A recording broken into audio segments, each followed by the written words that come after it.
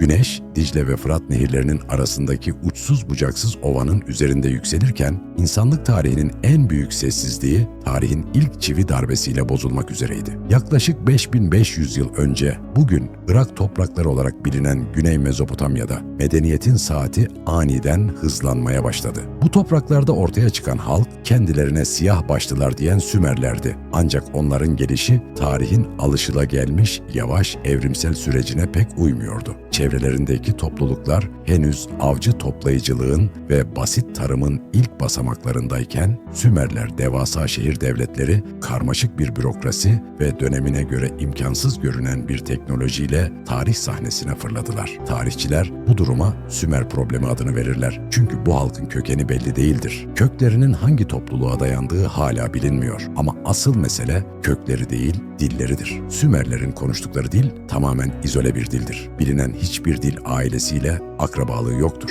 Sanki bu dünyadan değil gibi. Bazı araştırmacılar bu dilin ve bilginin çok daha eski bir kaynaktan, belki de tufan öncesi bir medeniyetten miras kaldığını ileri sürse de, ana akım arkeoloji Sümer dillerinin benzersizliğini bölgenin kendine has kültürel harmanının bir sonucu olarak kabul eder. Medeniyetin ilk parıltısı Eridu şehrinden geldi. Sümer tabletlerinde krallık gökten indikten sonra krallık Eridu'daydı diye yazar. Dünya üzerinde kurulan ilk şehir Eridu olarak kabul edilir. Ama bu şehirler bildiğimiz antik çağ şehirlerine hiç benzemiyordu. Sümerler o dönemde akıl almaz bir hızla devasa zikkuratlar yaptılar. Yani göğe yükselen tapınaklar. Onların şehircilik anlayışı o zamana göre çok ilerideydi. O ana kadar yapılmamış belki insanların aklına bile gelmeyen şeyler yaptılar. Bataklıkları kurutmak için gelişmiş sulama kanalları açtılar. Tarlaları sürmek için sabanı icat ettiler ve şehirlerini matematiksel bir düzene göre inşa ettiler. Peki bu kadar bilgiyi nereden biliyorlardı? Sümerler bu sorunun cevabını kendileri verirler. Anunnakiler. Sümer inancına göre her şeyin başlangıcında Anunnakiler vardı. Kelime anlamıyla Anun'un soyundan gelenler veya gökten yere inenler. Tabletlerde bu varlıklar dünyayı yöneten ve doğayı şekillendiren yüksek güçler olarak betimlenir. Başlarında gök tanrısı Anu, hava ve otorite tanrısı Enlil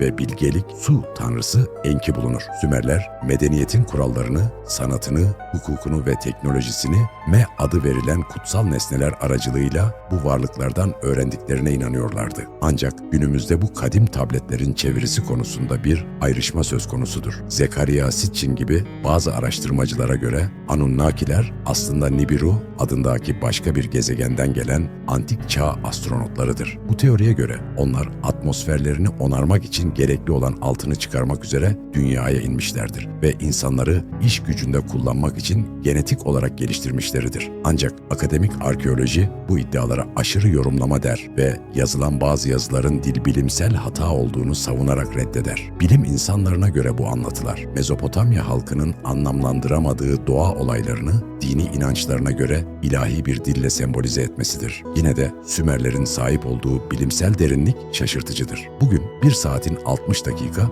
bir dairenin 360 derece olmasının temelinde Sümerlerin geliştirdiği 60'lık matematik sistemi yatar. Tabletler o dönemde çıplak gözle görülmesi imkansız olan Uranüs ve Neptün gibi gezegenlerin varlığından ve renklerinden bahsetmektedir. Astronomi bilgilerinin bu denli keskin olması, medeniyetlerinin sıradan bir yükselişten çok daha fazlası olduğuna işaret eder. Sümerler, insan yaratılışını da çok çarpıcı bir şekilde anlatır. Atrahasis destanına göre, başlangıçta alt düzey tanrılar olan İgigiler, dünyadaki kanal kazmak, toprağı işlemek gibi ağır işleri yapmakla görevliydiler. Ancak 40 yıl süren bu ağır çalışma koşulları sonunda İgigiler isyan ettiler. Bunun üzerine Enki ve ana tanrıça Ninmah, tanrıların yükünü hafifletecek bir varlık yaratmaya karar verdiler. Bir tanrının kanını bozkırın kiliyle yoğurarak Lulul adı verilen ilk insanı yarattılar. Bu karışık varlık tanrıların suretindeydi ama onların ölümsüzlüğüne sahip değildi. Medeniyetin bu ilk büyük yerleşimiyle beraber karmaşık bir sosyal düzende beraberinde geldi. Sümerler bunun için çareyi ilk sosyal kanunu yazmakta buldular. Hemen ardından ilk okulu kurdular. Hatta ilk tıp reçetelerini bile tabletlere kazıdılar. Ama her şeyin merkezindeki o soru hep oradaydı. Tüm bu gelişmeler tesadüf mü yoksa gerçekten gökten inen onlara yol gösteren yardımcıları mı vardı? Sümerler için bu sorunun cevabı çok basitti. Onlar gök ile yer arasındaki o kopmaz bağı kuranların çocuğu çocuklarıydılar. Mezopotamya'nın bu tozlu düzlüklerinde kurulan ilk şehirler sadece taştan ve topraktan yapılar değil, insanlığın kaderinin yeniden yazıldığı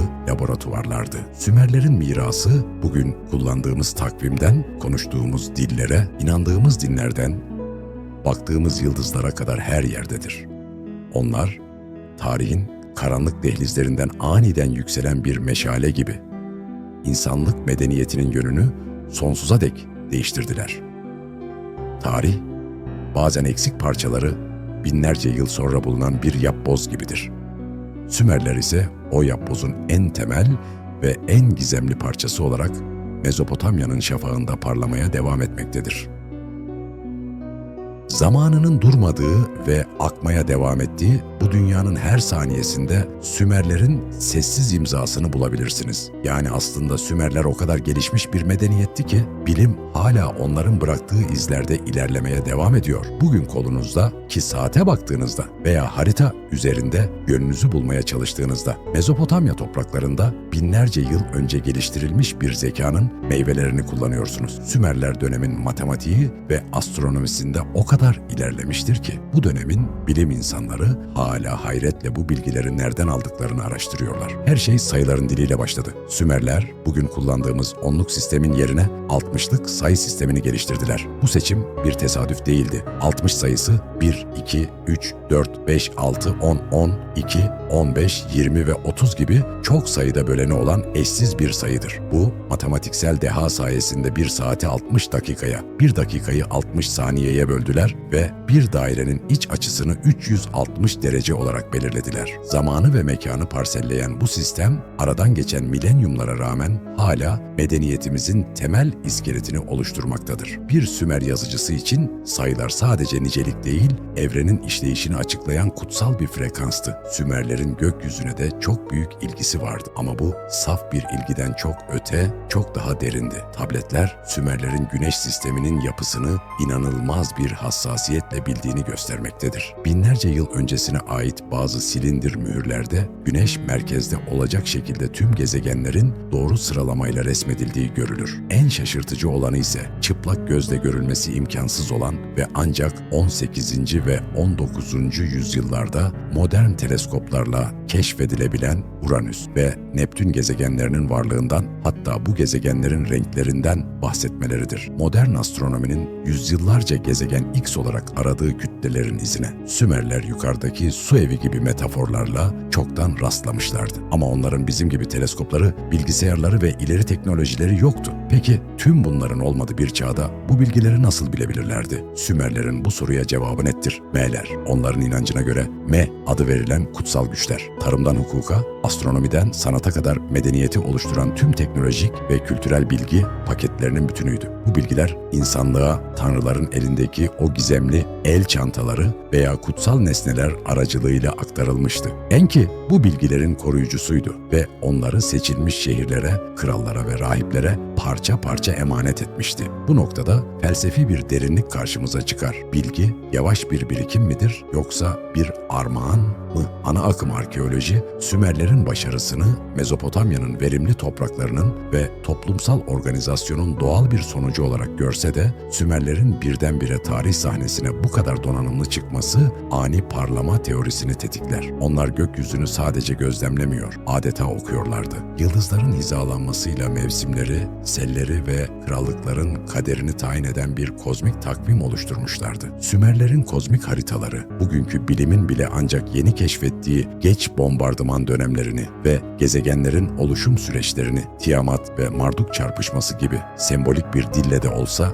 büyük bir isabetle anlatır. Eğer bu bilgiler sadece hayal gücünün ürünüyse neden modern astronomi verileriyle bu kadar büyük paralellikler göstermektedir? Sümerler bize sadece buğdayı öğütmeyi veya yazı yazmayı bırakmadılar. Bize evrenin büyük bir saat gibi işlediğini ve bu saatin dişlilerinin matematik olduğunu öğrettiler. Onların bilgisi bir masal kadar akıcı ancak bir kanun kadar keskindir. Belki de asıl gizem onların ne bildiği değil, bizim binlerce yıl boyunca bu bilgileri nasıl unuttuğumuz ve ancak şimdi tekrar keşfetmeye başladığımızdır. Sümerlerin gölgesi bugün her teleskobun merceğinde ve her atomik saatin tik taklarında yaşamaya devam ediyor. Mezopotamya'nın sarı tozlu rüzgarları binlerce yıl boyunca kralların, yazıcıların ve tanrıların ayak izlerini sildi. Ancak o toprakların derinliklerinde insanlığın kimliğine dair cevap bekleyen bir fısıltı hala yankılanıyor. Sümer ve Anunnaki dosyası sadece uzak bir geçmişin hikayesi değil, insanın kendi kökenine, varoluş nedenine ve evrendeki yerine dair bitmek bilmeyen arayışının bir yansımasıdır. Bugün kadim tabletlerin sessiz çığlığı ile modern bilimin soğuk verileri arasında durduğumuzda kendimizi devasa bir yapbozun en kritik parçasını ararken buluyoruz. İnsanlığın başlangıcına dair önümüzde iki büyük yol uzanmaktadır. Bir tarafta ana akım bilim ve arkeolojinin sunduğu milyonlarca yıla yayılan yavaş ama dirençli bir evrim süreci vardır. Bu yolda insan doğanın içinden süzülerek gelen, ateşi ve tekerleği keşfeden, sabırla medeniyeti inşa eden bir figürdür. Diğer tarafta ise kadim tabletlerin satır aralarında gizlenen